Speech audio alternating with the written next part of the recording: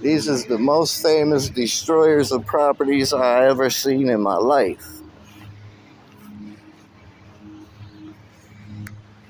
The most famous. And we got chopped up, mowed over litter on the walking trail.